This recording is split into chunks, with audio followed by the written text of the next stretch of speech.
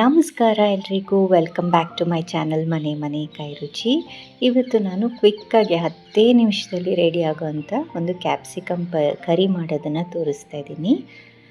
ಮೊದಲಿಗೆ ಒಂದು ಬೌಲಿಗೆ ಒಂದು ಈರುಳ್ಳಿನ ಉದ್ದುದಕ್ಕೆ ಹೆಚ್ಚಿ ತೊಗೊಂಡಿದ್ದೀನಿ. 2 ಕ್ಯಾಪ್ಸಿಕಮ್ನ ಈ ರೀತಿ ತೆಳ್ಳಗೆ ಉದ್ದುದಕ್ಕೆ ಹೆಚ್ಚಿ ಹಾಕೋತಾ ಇದ್ದೀನಿ. ಬೇಕಾದರೆ ಕ್ಯೂಬ್ಸ್ ಶೇಪಲ್ಲೂ ಕಟ್ ಮಾಡ್ಕೋಬೋದು.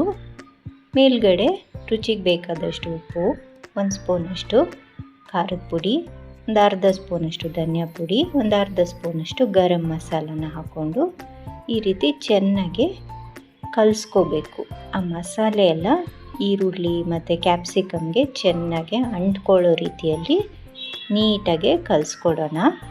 ಇದು ಕಲಿಸ್ಕೊಂಡ್ಮೇಲೆ ಒಂದು 10 ನಿಮಿಷ ಎತ್ತಿಟ್ಬಿಡೋಣ. ಇದನ್ನು ಚೆನ್ನಾಗಿ ಮ್ಯಾರಿನೇಟ್ ಆಗುತ್ತೆ.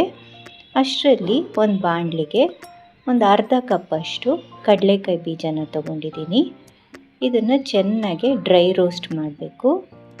ನೋಡಿ, ಇಷ್ಟಾದರೆ ಸಾಕು. ಸಿಪ್ಪೆ ಎಲ್ಲ ಈಸಿಯಾಗಿ ಬಿಟ್ಕೋಬೇಕು.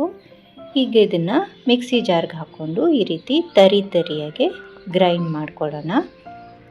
ಈಗ ಒಂದು ಕಡಾಯಿಗೆ 2ರಿಂದ 3 ಸ್ಪೂನಷ್ಟು ಎಣ್ಣೆನ ಬಿಸಿ ಮಾಡಿಕೊಂಡು 1 ಸ್ಪೂನಷ್ಟು ಜೀರಿಗೆನ ಹಾಕಿದ್ದೀನಿ. ಅದು ಚೆನ್ನಾಗಿ ಚಿಟ್ಕೊಟ್ಟಿದ್ಮೇಲೆ ನಾವು ಆಗಲೇ ಮ್ಯಾರಿನೇಟ್ ಮಾಡಿ ಇಟ್ಕೊಂಡಿದ್ವಲ್ವ ಈರುಳ್ಳಿ ಮತ್ತು ಕ್ಯಾಪ್ಸಿಕಮು, ಅದನ್ನು ಈ ಎಣ್ಣೆಗೆ ಹಾಕಿ ಲೋ ಫ್ಲೇಮಲ್ಲಿ ಬಾಡಿಸ್ಕೊಳ್ಳೋಣ. ಚೆನ್ನಾಗಿ ಇದೆಲ್ಲ ಸಾಫ್ಟ್ ಆಗಬೇಕು. ಬೇಗನೆ ಆಗಿಬಿಡುತ್ತೆ ಇದು, ಯಾಕಂದರೆ ಈರುಳ್ಳಿನೂ ಕ್ವಿಕ್ಕಾಗಿ ಉಪ್ಪೆಲ್ಲ ಹಾಕಿರೋದ್ರಿಂದ. ಕ್ಯಾಪ್ಸಿಕಮ್ಮು ತುಂಬ ಸಾಫ್ಟ್ ಆಗೋದೇನು ಬೇಡ, ಕ್ರಿಸ್ಪಿಯಾಗಿದ್ರೇ ಚೆನ್ನಾಗಿರುತ್ತೆ. ನೋಡಿ, ನಾನು ಸುಮಾರು ಒಂದು 2 ನಿಮಿಷ ಇದನ್ನು ಫ್ರೈ ಮಾಡ್ಕೊಂಡಿದ್ದೀನಿ. ಆ ಹಸಿ ವಾಸನೆ ಎಲ್ಲ ಹೋಗಬೇಕು ಮಸಾಲೆದು, ಅಷ್ಟೇ. ಈಗ ಇದಾಗಿದೆ. ಇದಕ್ಕೆ ನಾವು ಪೌಡರ್ ಮಾಡಿಟ್ಕೊಂಡಂಥ ಕಡಲೆಕಾಯಿ ಬೀಜನ ಸೇರಿಸ್ಕೊಳ್ಳೋಣ. ಇದನ್ನು ಅಷ್ಟೇ, ನಾವು ಆಗಲೇ ಹುರಿದಿರೋದ್ರಿಂದ ತುಂಬ ಏನೂ ಫ್ರೈ ಮಾಡೋದು ಬೇಡ. ಜಸ್ಟ್ ಈರುಳ್ಳಿ ಮತ್ತು ಕ್ಯಾಪ್ಸಿಕಮ್ ಜೊತೆ ನೀಟಾಗಿ ಮಿಕ್ಸ್ ಆದರೆ ಸಾಕು. ಹೀಗಿದಾಗಿದೆ. ಈಗ ಇದಕ್ಕೆ ಮುಚ್ಚಳ ಮುಚ್ಚಿ ಒಂದು 2 ನಿಮಿಷ ಬೇಯಿಸ್ಕೊಂಡ್ಬಿಡೋಣ. ಅದು ನೀರು ಚೆನ್ನಾಗಿ ಬಿಟ್ಕೊಂಡ್ಲಿ ಅಂತ ಈರುಳ್ಳಿ ಎಲ್ಲ. ಈಗೆಲ್ಲ ತರಕಾರಿ ಎಲ್ಲ ಸಾಫ್ಟಾಗಿದೆ, ಕ್ಯಾಪ್ಸಿಕಮ್ಮು ಮತ್ತು ಈರುಳ್ಳಿ ಎಲ್ಲ ಸಾಫ್ಟಾಗಿದೆ. ಈಗ ಇದಕ್ಕೆ ನಾನು 1 ಕಪ್ಪಷ್ಟು ಮೊಸರನ್ನ ಸೇರಿಸ್ಕೋತೀನಿ. ಹುಳಿ ಮೊಸರು ಬೇಡ, ಫ್ರೆಶ್ ಮೊಸರು.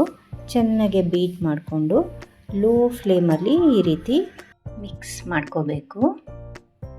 ಈ ಮೊಸರೇ ಇದಕ್ಕೆ ಗ್ರೇವಿ ಕನ್ಸಿಸ್ಟೆನ್ಸಿ ಕೊಡೋದು. ನಾವು ಯಾವುದೇ ರೀತಿ ಗೋಡಂಬಿ ಪೇಸ್ಟ್ ಆಗಲಿ ಕಡಲೆ ಹಿಟ್ಟನ್ನಾಗಲಿ ಬಳಸ್ತಾ ಇಲ್ಲ.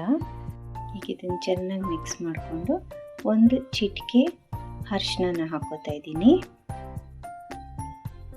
ಅರಿಶಿನೂ ಅಷ್ಟೇ ಚೆನ್ನಾಗಿ ಮೊಸರು ಜೊತೆಗೆ ಮಿಕ್ಸ್ ಆಗೋ ಥರ ಕಲಿಸ್ಕೊಂಡು, ನನಗೆ ಸ್ವಲ್ಪ ನೀರು ಬೇಕು ಅಂತ ಅನಿಸ್ತು, ಹಾಗಾಗಿ ಚೂರು ಒಂದು 1/4 ಕಪ್ಪಷ್ಟು ನೀರನ್ನು ಹಾಕ್ತಾಯಿದ್ದೀನಿ. ನೀರು ಬೇಡ, ಗಟ್ಟಿಗೆ ಬೇಕು ಅನ್ನೋರು ಹಾಗೆಯೇ ಮಾಡ್ಕೋಬೋದು. ಈಗ ಇದನ್ನು ಒಂದು 2 ನಿಮಿಷ ಮುಚ್ಚಿಟ್ಬಿಡೋಣ. ಈಗ ಕ್ಯಾಪ್ಸಿಕಮ್ಮು ಎಲ್ಲ ಚೆನ್ನಾಗಿ ಬೆಂದಿದೆ. ಸ್ವಲ್ಪ ಕಸೂರಿ ಮೆಥಿನ ಮೇಲ್ಗಡೆ ಹಾಕ್ಕೊಳ್ಳೋಣ. ಇದೊಂದು ಒಳ್ಳೆ ಫ್ಲೇವರ್ ಕೊಡುತ್ತೆ. ಅದೊಂಥರ ನಾರ್ತ್ ಇಂಡಿಯನ್ ಟಚ್ ಬೇಕು ಅಂದರೆ ಕಸೂರಿ ಮೆಥಿ ಹಾಕಲೇಬೇಕು.